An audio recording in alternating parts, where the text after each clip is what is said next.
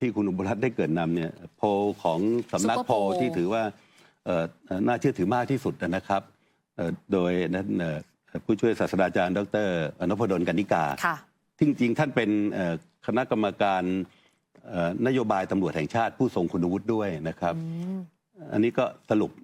93% เนี่ยอยากเห็นภาพการปฏิรูปตำรวจครับแล้วก็ยังบอกด้วยอยากเห็นนายกนำธงในการปฏิรูปตำรวจซึ่งตรงนี้ผมมีข้อสังเกตในผลสรุปเนี่ยผมเห็นด้วยนะครับผมก็รับฟังแล้วก็เชื่อว่าเป็นไปตามนั้นก็คือประชาชนส่วนใหญ่อยากให้มีการตัวเลขสูงมากนะครับ 93% เนี่ยโดยระเบียบวิธีการจัดทำโพลน่าเชื่อถือได้ว่าค่อนข้างเที่ยงตรงแต่ประเด็นคำถามเนี่ยผมมีข้อสังเกตอย่างต้องการให้นายกรัฐมนตรีถือธงนำธงเนี่ยเรื่องปฏิรูปตำรวจเนี่ยผมว่าตรงนี้ต้องมีข้อสังเกตว่ามันอาจจะมีข้อจำกัดเพราะการปฏิรูปตำรวจเนี่ยสิ่งสำคัญที่สุดคือการปฏิรูปการบริหารงานบุคคลก็คือเรื่องของคณะกรรมการข้าราชการตำรวจหรือที่เรียกว่ากตรเนี่ยซึ่งเป็นหลักในเรื่องของการดำเนินการเรื่องนี้ก็อาจจะต้องมีการพูดกันถึงว่าไปแก้ไขในการจำกัดอำนาจของตัวท่านเองนะครับเพราะว่าจริงๆแล้วเนี่ยเรื่องนี้ไม่ใช่เรื่องใหม่นะครับเป็นเรื่องที่เรียกร้องกันมานานแล้วว่าถ้าจะมีการปรับปรุงคณะกรรมการข้าราชการตำรวจเนี่ยเราก็อยากเห็นภาพว่านายกรัฐมนตรีเนี่ยจะต้องเป็นผู้กำกับอยู่ในตำแหน่งประธานกตช.อีกบอร์ดหนึ่งเพียงอย่างเดียวไม่ใช่ประธานกตรแบบในปัจจุบันครับมันก็จะไม่งั้นมันก็จะตอบคำถามไม่ได้ว่าท่านเข้ามาแทรกแซงการเมืองตามที่กล่าวหาได้หรือไม่อย่างไรเพราะว่าขณะแม้กระทั่ง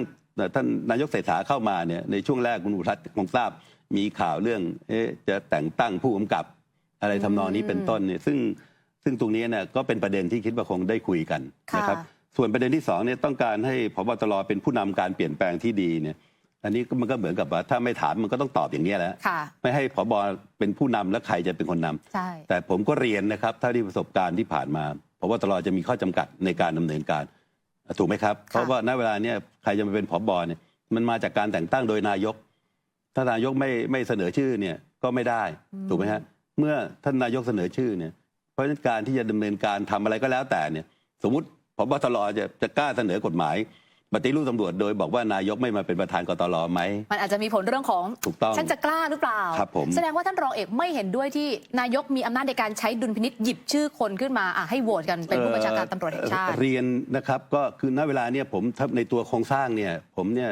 ไม่เห็นด้วยมาตลอดที่นายกเป็นประธานอย่างที่เรียนนะในการปฏิรูปครั้งที่3เนี่ยผมเป็นกรรมการปฏิรูปอยู่ด้วยและโดย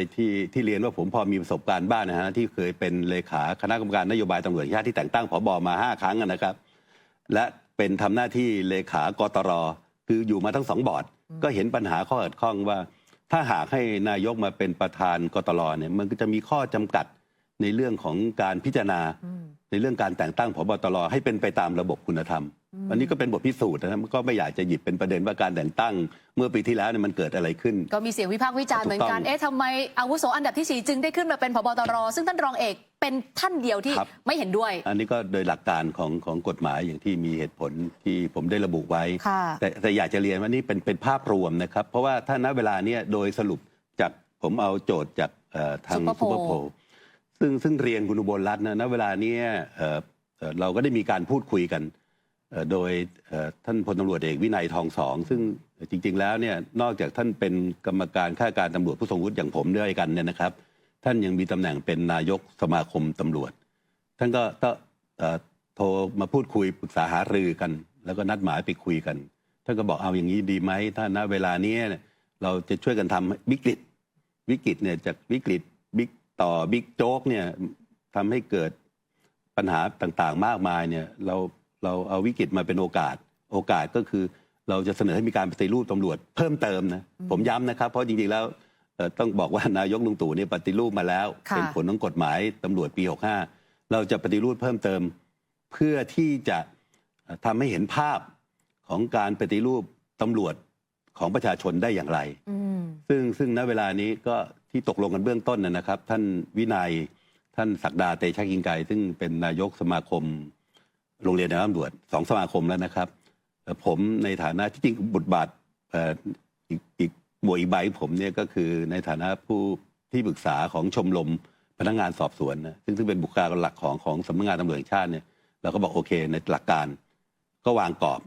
กรอบก็คือเราจะเสนอแนวทางในการปฏิรูปตำรวจเนี่ยใน3 หัวข้อหนึ่งแน่นอนนะเราพูดกันมาเนี่ยมันเป็นปัญหามันเรียกว่ากันซ้ำซ้อนซ้ำซากนะเราจะปรับปรุงในเรื่องของการที่จะให้มีแนวความคิดในเรื่องของการจัดทำงบประมาณที่เหมาะสมอย่างไรในสภาวะที่ขาดแคลนทั้งคนทั้งทุกสิ่งทุกอย่างที่มาสนับสนุนในการทำงานประเด็นที่2เนี่ยเราก็คงต้องช่วยกันปฏิรูปตำรวจเองนะฮะตำรวจเนี่ยจะต้องเปลี่ยนแปลงพฤติกรรมในขณะที่ไปเกี่ยวข้องกับการกระทำผิดกฎหมายทุกรูปแบบนะฮะอย่างที่ปรากฏมันยากมากนะท่านรองเอกมันยากก็ต้องทำฮะจะทำได้มากน้อยแค่ไหนเนี่ยผมคิดว่ามันจะต้องมีการพัฒนาเปลี่ยนแปลงไปในทางที่ดีขึ้นไม่ใช่ว่ามันเกิดเหตุเรื่องนี้ซ้ำซากนะครับเพราะณเวลานี้ในโครงสร้างของกฎหมายที่ผมจะเรียนต่อไปเนี่ยมันก็มีระบบซึ่งคิดว่า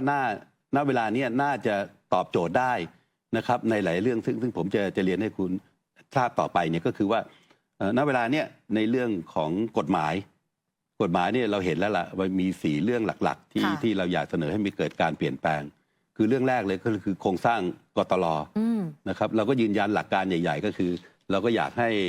ท่านนายกเนี่ยเป็นผู้กำกับชานะครับ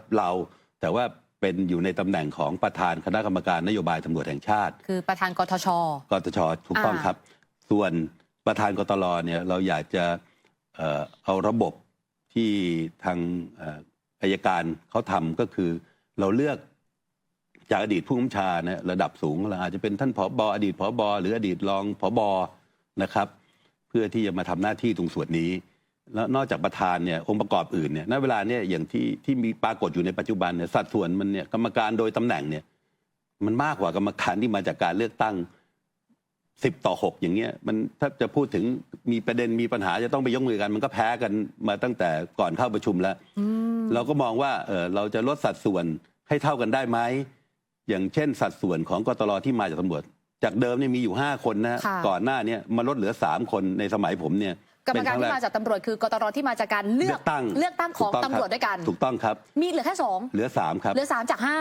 5ครับเราก็เห็นว่าอย่างนี้สัดส่วนนี้มันน้อยไปครับเราก็อยากจะเพิ่มให้เป็นอย่างน้อยๆก็เท่าเดิมหรือไม่ก็สัดส่วนเท่ากับกรรมการที่มาจากโดยตำแหน่งสมมติเวลานี้ถ้าสัดส่วนตัวเลขเห็นก็คือ66สมมุตินะครับทีนี้มันมีอีกกรรมการประเภทหนึ่งซึ่งก็สำคัญก็คือกรรมการผู้ทรงวุฒิจากบุคคลภายนอกนี่คนกลางในระบบเดิมนะครับต้องเรียนคุณอุบลรัตน์ว่าในระบบเดิมเนี่ยเราให้กตล.โดยตำแหน่งกับกตล.ตำรวจเลือกตั้งเนี่ยไปเลือก3 คนนะครับซึ่งก็ได้ตัวบุคคลมาก็รวมแล้วเนี่ยก็จะเป็น66นะฮะรวมอีก3 คนเนี่ยก็เป็นทั้งประธาน15ก็เป็น16 คนทีเนี้ยประเด็นตรงนี้เนี่ยในครั้งนี้ที่ผ่านมาปรากฏว่ากฎหมายไปเขียนให้ใครเลือกรู้ไหมฮะไปให้ตำรวจเลือกตั้งกรรมการที่มาจากบุคคลภายนอกผมต้องเรียนนะโดยข้อได้จริงขนาดเลือกตำรวจด้วยกันเนี่ยบางทีตำรวจรุ่นหลังๆเนี่ยไม่รู้จักเพราะฉะนั้นยิ่งไปเลือกจากบุคคลภายนอกเนี่ยเราก็ต้องยอมรับเนี่ยบางทีมันไม่ตอบโจทย์ว่าได้คนที่มีความรู้ความสามารถหรือเหมาะสมหรือไม่เนี่ยเราก็ยังอยากจะให้มันเป็นระบบเดิมก็คือให้กตล.โดยตำแหน่งที่เป็นผู้ใหญ่หน่อยระดับรองผบ.เนี่ยฮะและกตล.ที่เลือกมาแล้วเนี่ยเลือกให้ก็มาเป็นคนกลางอันนี้องค์ประกอบของกตล.นะประเด็นประการแรกที่อยากจะเรียนประการที่2ที่อยากจะเรียนก็คือในเรื่องของ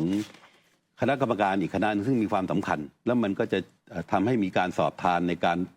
ดำเนินการของกตล.ในเรื่องการแต่งตั้งเป็นธรรมหรือไม่เนี่ยณเวลานี้กฎหมายก็ดีไซน์มาดีมากนะครับก็คือคณะกรรมการพิทักษ์ระบบคุณธรรมที่มาที่ไปการคัดเลือกให้ประธานศาลฎีกาให้ประธานศาลปกครองสูงสุดเป็นประธานให้รองประธานศาลฎีกามาเป็นกรรมการมีระบบการคัดเลือกแล้วเราก็ได้มา7 ท่านนะครับซึ่งเป็นผู้ทรงคุณวุฒิที่จะมาทำหน้าที่สอบทาน